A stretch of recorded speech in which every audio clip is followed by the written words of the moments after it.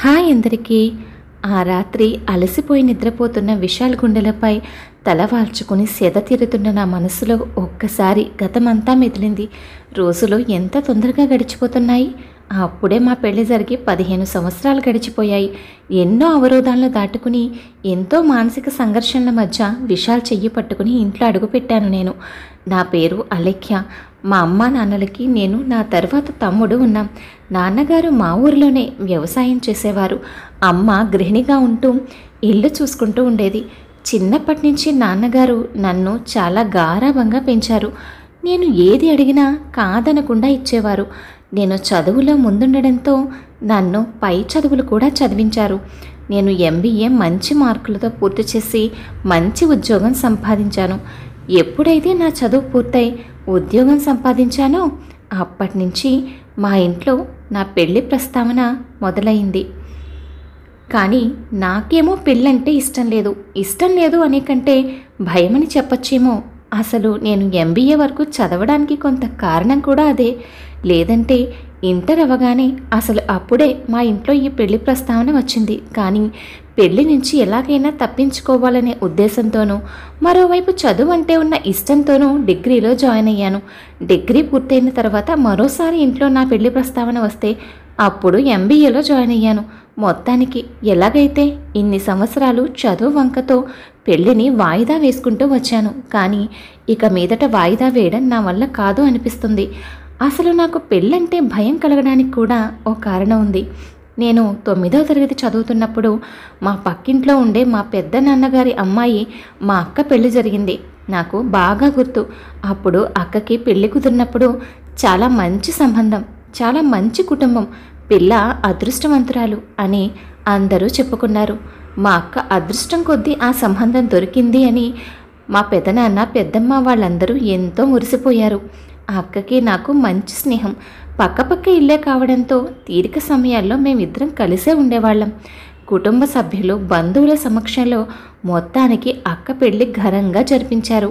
5 ఎకరాల పొలం, 150 కాసుల బంగారం కట్నంగా ఇచ్చారు. ఇంకా బోలెడన్ని చీరసారలతో అక్కను అత్తవారింటికి ఘనంగా పంపించారు.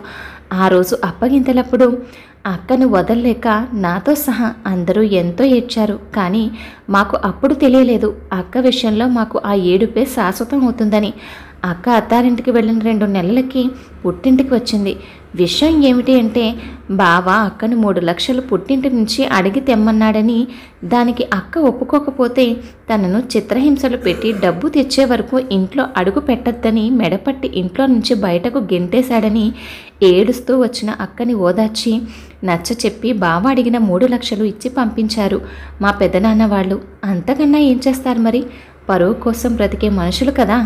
కానీ మా బావకి ఉన్న డబ్బు పిచ్చి అక్కడితో ఆగలేదు.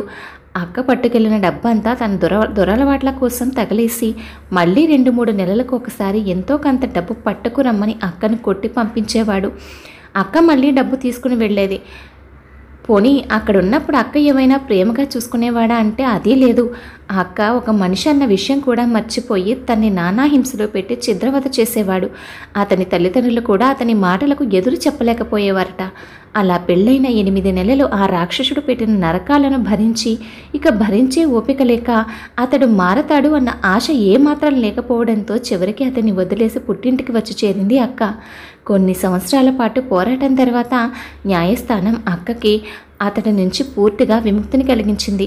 అక్క ఒక్క కూతురైన పెదనాన్న వాళ్ళు అక్కకు జరిగిన అన్యాయానికి ఎంతో కుమిలిపోయారు. ఎంతో సంతోషంగా ఉండే వాళ్ళ కుటుంబం ఇప్పుడు ఏదో అలా బ్రతికేస్తుంది అంతే. ఇంత దగ్గరగా నరకమైన అక్క జీవితాన్ని చూడడం వల్లనేమో కానీ నాకు పెళ్ళంటే పూర్తిగా భయం పట్టుకుంది. అసలు పెళ్ళి అనేది లేకుండా హ్యాపీగా లైఫ్ జీవించాలి అనుకున్నాను నేను. అంతలా అనుకోకుండా నా జీవితంలోకి వచ్చాడు విశాల్. నేను విశాల్ ఒకే రోజు మా ఆఫీస్లో వర్క్లో జాయిన్ అయ్యాం. మా ఆఫీస్లో వర్క్ చేస్తున్నది 10 మంది అయినా అందరం ఒకరికొకరు మంచి స్నేహితులుగా ఉండేవాళ్ళం. అందరికంటే విశాల్ అభిరుచులు, నా అభిరుచులు చాలా దగ్గరగా ఉండేవి. విశాల్ ఎక్కడ ఉంటే అక్కడ తన చుట్టూ ఉన్న వాళ్ళంతా నవ్వుతూ ఉండేలా చేస్తాడు. తనకు తెలిసినంతలో ఎవరికి ఏ ఇబ్బంది వచ్చినా తను చేయగలిగి సహాయం చేస్తాడు. ఎందుకో తెలియదు కానీ నాకే తెలియకుండా విశాల్ మీద నాకు ఏదో ఫీలింగ్. అది ఏంటని చెప్పలేను కానీ ఎప్పుడూ తన సహచర్యాన్ని కోరుకునేదాన్ని. ఇలా రోజులు గడుస్తూ ఉండగా ఒకరోజు విశాల్ నా దగ్గరకు వచ్చి నన్ను పెళ్లి చేసుకుంటావా అని అడిగాడు. పెళ్ళంటే భయపడే నేను విశాల్ అలా అడిగినప్పుడు ఎందుకో నో చెప్పలేకపోయాను.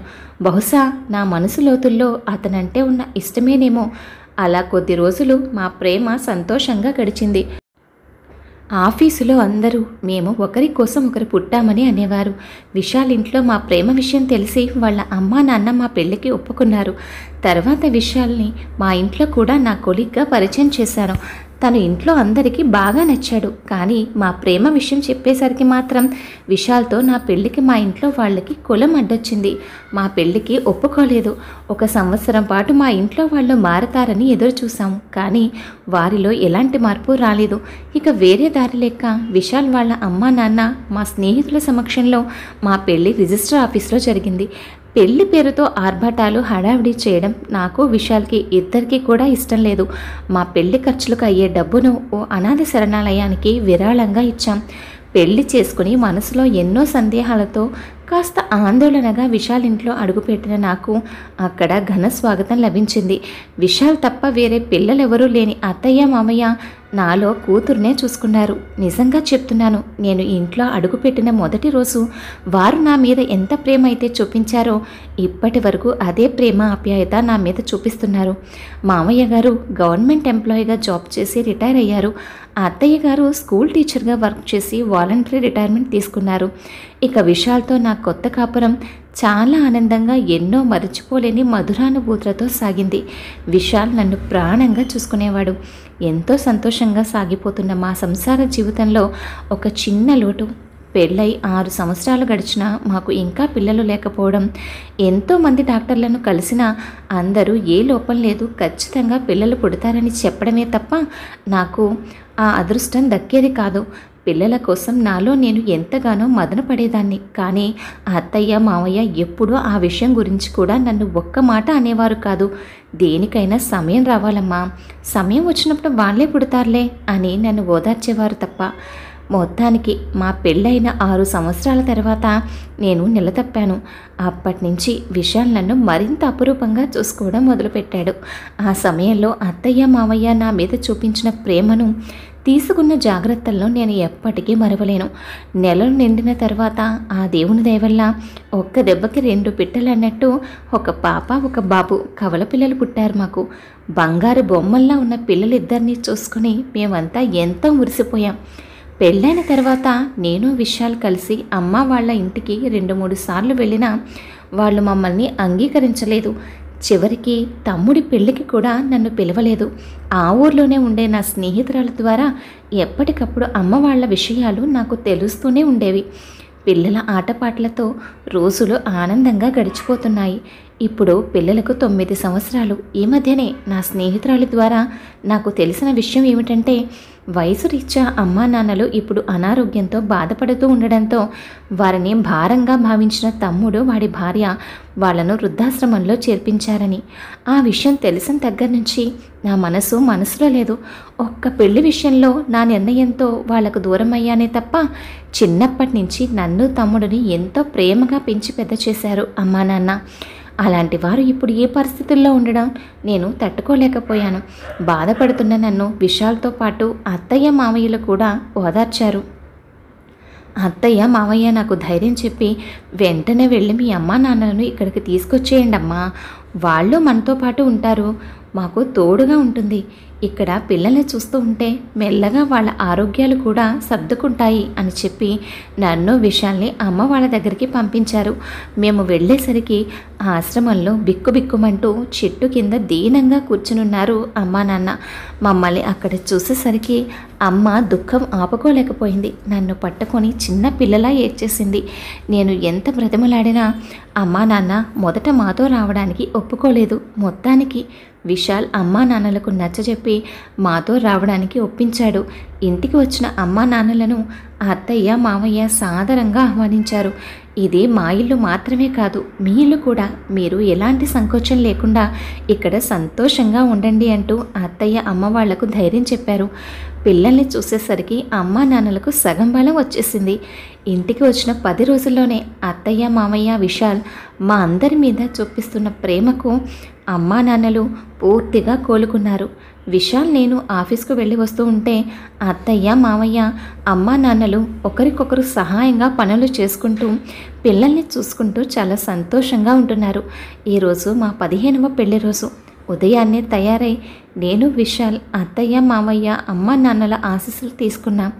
అన్యోన్యంగా చూడముచ్చటగా ఉన్న మమ్మల్ని అలా చూసి అమ్మా నాన్న ఎమోషనల్ అయ్యారు. నీ మంచి మనసుకు ఆ దేవుడు నీకు బంగారం లాంటి కుటుంబాన్ని ఇచ్చాడమ్మా. మేము తలుచుకున్నా నీకు ఇలాంటి జీవితాన్ని ఇచ్చేవాళ్ళం కాదేమో అని మురిసిపోయారు. ఈరోజు అంతా చాలా సంతోషంగా గడిచింది.